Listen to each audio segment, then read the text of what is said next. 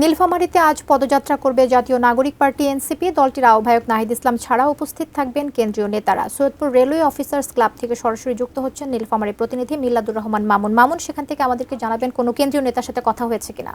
হ্যাঁ, ধন্যবাদ। সৈয়দপুরের যে কর্মসূচি পদযাত্রা সেটি কিন্তু শেষ হয়েছে।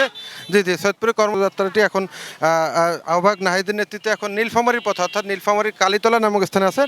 আমাদের সাথে এই মুহূর্তে নাহিদ সংযুক্ত হচ্ছেন। আচ্ছা, আপনারা কীরকম সাড়া পাচ্ছেন এবং আপনার কি মনে হয় জুলাই সনদ নিয়ে একটু টালবাহানা হচ্ছে, সময় বেশ বিলম্বিত হচ্ছে, এটা কি কারণে? আসলে সরকারের উদ্দেশ্যটা কি? সরকারের উচিত যেই কারণে অভ্যুত্থান এবং তার যে প্রতিশ্রুতি সেটা বাস্তবায়ন করা। এখন সরকার হয়তো মানুষের থেকে আরও সব বেশি সমর্থন আশা করতেছে, কিন্তু আমরা যতটুকু দেখতেছি মানুষের কিন্তু সমর্থন আছে। এই জুলাই সনদ ঘোষণাপত্র এবং পরিবর্তন যে অভ্যুত্থানের পরে এই সরকার যাতে তাড়াহুড়া না করে কোনো কিছুতেই, বরং একটা পরিকল্পিতভাবে পরিবর্তনের রূপরেখা দিয়েই যাতে যায়, এবং জাতীয় নাগরিক পার্টি একটা নতুন দল হিসেবে গণপ্রতিও তারা তাদের আস্থা ব্যক্ত করছে এবং আমাদের প্রতিও তাদের পরামর্শ আমরা নিচ্ছি যে আমরা আসলে কিভাবে আরও সামনের দিকে আগানো উচিত।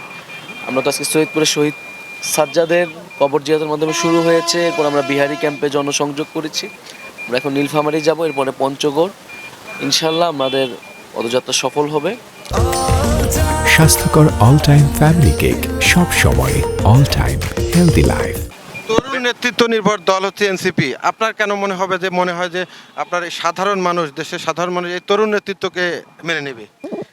সাধারণ মানুষ গত 50 বছর বাংলাদেশের ট্রেডিশনাল যে পলিটিশিয়ান তাদেরকে দেখেছে, রাজনীতিবিদদের দেখেছে। গত 16 বছর ধরেও কিন্তু বিরোধী রাজনীতিবিদরাও একটা গণঅভ্যুত্থানের চেষ্টা করেছে। মানুষ কিন্তু নেমে আসেনি, তাদের অনেক কন্ট্রিবিউশন আছে, নির্যাতিত হয়েছে, কিন্তু মানুষ নেমে এসেছে সাধারণ ছাত্রদের ডাকে।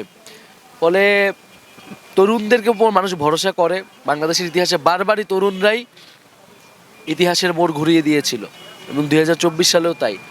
ফলে এই তরুণদের নেতৃত্বে বাংলাদেশের মানুষ এক হবে, তরুণদের নেতৃত্বের উপর সে আস্থা আছে, আমরা সেই আগ্রহ পাচ্ছি।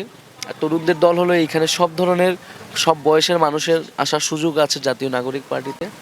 তো আমরা আশাবাদী যে আমাদের এই পদযাত্রার মধ্য দিয়ে আমরা।